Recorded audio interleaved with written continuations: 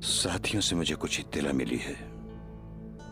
तुमने बाजार में किसी का हाथ काटा था मेरे बेटे। वो एक चोर था और अब तुमने खुद को तकलीफ पहुंचाई। मैंने उसे आंखों से देखा अपनी।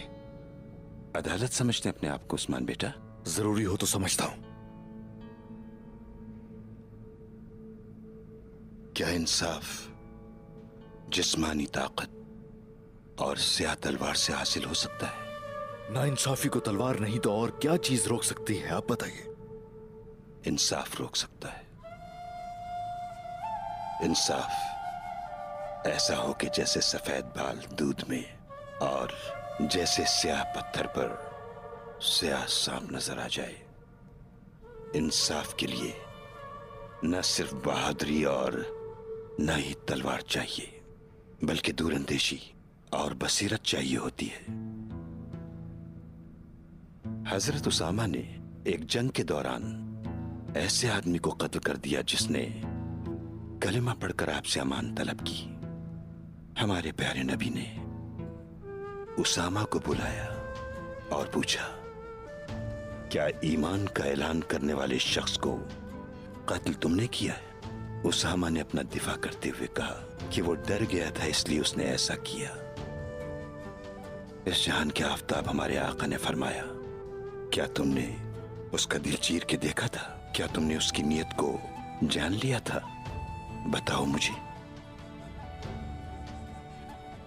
उस्मान बेटे, क्या बगैर सोचे, बिना समझे, बिना पूछे, बगैर किसी मशावरत के, क्या अपनी मर्जी से इंसाफ करना सही है तुम्हारी नजर में? बताओ मुझे।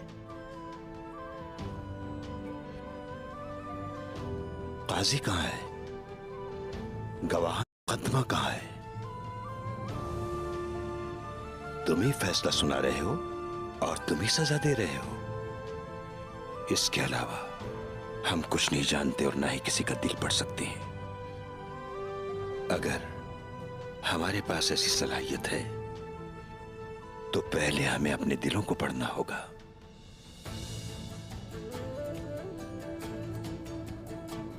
अब तुम्हारे जख्म की बात करते हैं। हजरत मोहम्मद मुस्तफा सल्लल्लाहु अलैहि वसल्लम ने भी अपने आप को दुनिया की तमाम लज्जतों से दूर करने और अपने आप को तकलीफ देने वाले अबू दरदाए को खबरदार किया और फरमाया कि तुम्हारे जिस्म का भी तुम पर पूरा हक है, इसका ख्याल रखो। क्या अपने आप को खंजर मारकर खुद को तकलीफ देना दुरुस्त है?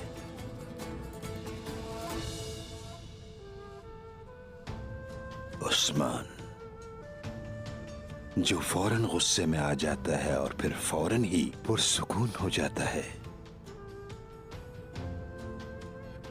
उस्मान बेटा, आप चलेंगे तो इंसाफ चलेगा, ये कहा था आपने। जब आप मुस्कुराएंगे तो रहम मुस्कुराएगा। जुल्म के खिलाफ खड़े होगे तो सब्र खड़ा हो जाएगा और फिर तुम्हारे अंदर लोग रियासत तलाश करेंगे। लेकिन देखें क्या किया।